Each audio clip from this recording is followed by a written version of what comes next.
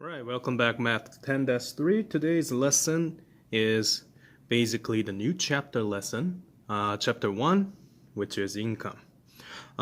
Today's lesson involves chapter 1.1 and 1.2. 1.1 talk about identifying ways of earning income, and chapter 1.2 talk about one of the type, which is salary and contract. So it does involve some calculation, so I want you to prepare your calculator.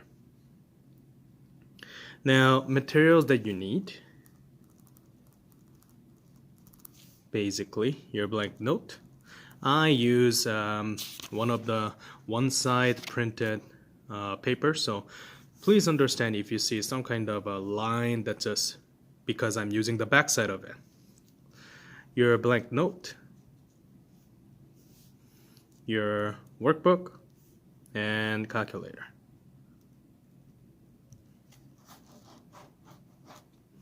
I want you to look at these list, and you have to have it quite handy. Let's identify or define some of a method of earning income. The one of the easiest way, and if you work already, you generally probably get your main source of income in this way, which is hourly wage. When it comes to unit and hourly wage, and assuming everything is Canadian or American currency system, something like that, you need to understand that it's always how much money you get per hour. This term hourly is fancy way of saying, let's say you get $12 per hour, those kind of situation. One unique thing that you need to understand is it is a fixed amount, and the places that you get hourly wage is, for example, fast food restaurant like McDonald's, or any type of a grocery clerk. These are the example.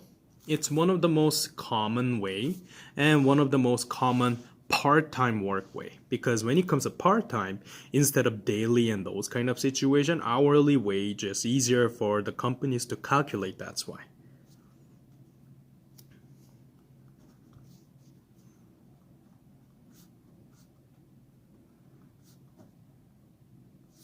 When it comes to second example, wage and tip. Now, one thing that you need to understand about tip is, consider that as a bonus.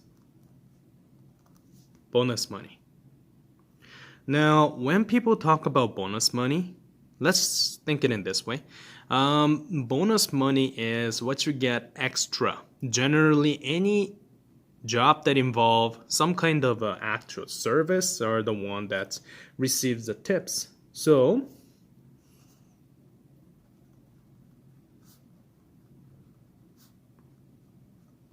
first of all, they get fixed hourly wage, or it can be daily too, but most of the time it's hour.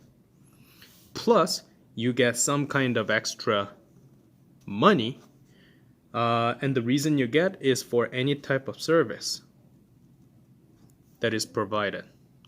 And the example for these type of work basically is some kind of hotel worker, restaurant waiter, waitress, etc., etc. You have these. Now, number 3, you also, and this is now out of a part-time job. Honestly, full-time and part-time receive both situation, or can be, but most of the time it's part-time job that involve first and second method of payment. Now, from now on, it's going to be more of a full-time job situation. Number 3, you need to understand that most of us, when I say us, I should have been very specific, teacher, staff, we get money as salary. Now, when people talk about salary, it is a very regular payment, generally fixed amount too. a payment, and the term quite varies. And those can be, for example, bi-weekly, monthly, etc., etc. Some rare jobs does involve hourly situation, and the way that you get the salary as well, any type of company worker, but more importantly, government worker. Government workers receive a lot. Now, when it comes to fourth method, commission. And commission is type of payment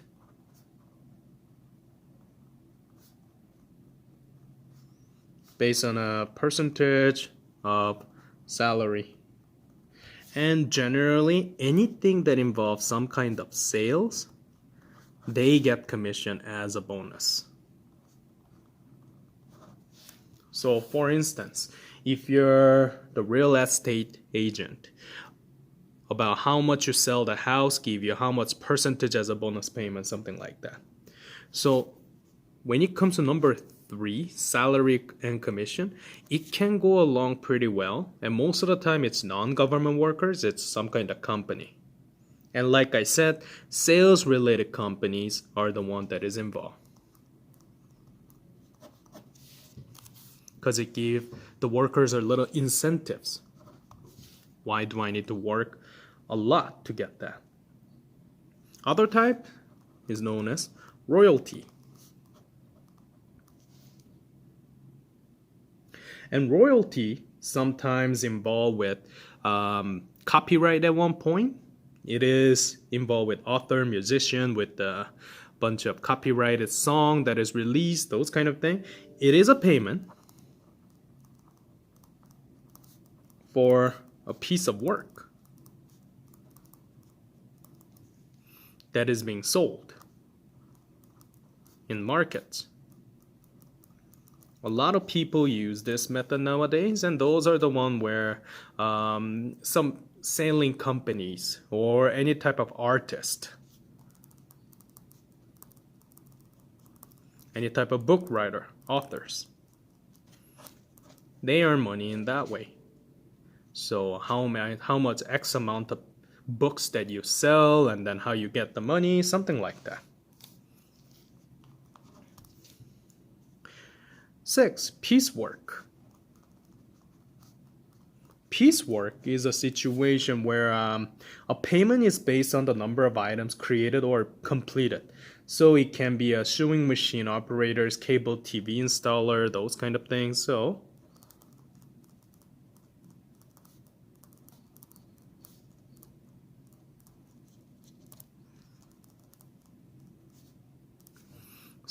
for example, I work as a TELUS installer, and how many you basically install give you the work. So it's more amount per items or services. That's what I want to point out.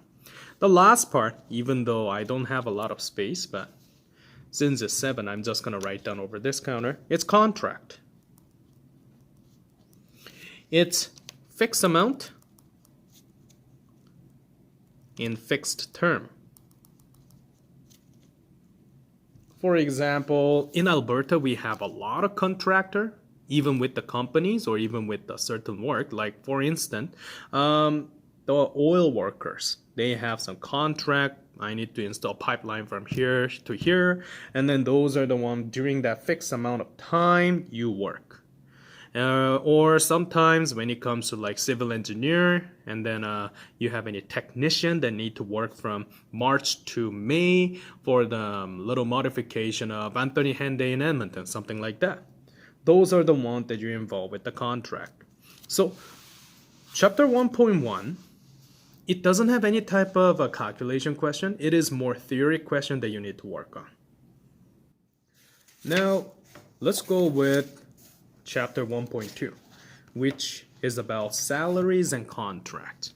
Now we are going to talk about some of the calculation in here. But before we do, let's do some of those ratio type of a question. Let's say you need to find out, for instance, 3% of $40,000. Or you're talking about 5.5% of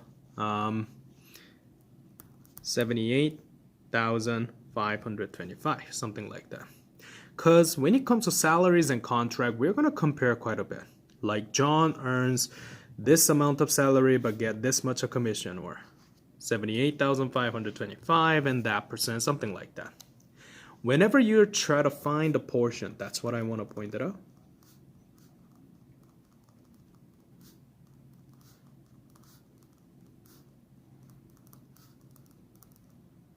Here's a little step that you need to do.